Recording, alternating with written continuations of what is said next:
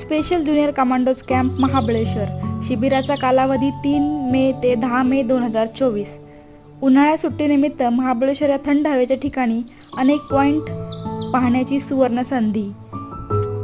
पालकांच्या डोळ्यात सदैव आपल्या पाल्यांची कल्याणाची, त्यांच्या सर्वांगीण विकासाची स्वप्न तरळत असतात, हे स्वाभाविकच आहे। या स्वप्नांना न्याय देण्यासाठी, तुमच्या लाडक्या मुला-मुलींच्या व्यक्तिमत्वाला आकार देण्यासाठी गेली 23 वर्षे training school of junior commandos camp अतिशय प्रामाणिकपणे व तळमळीने काम करत आहे।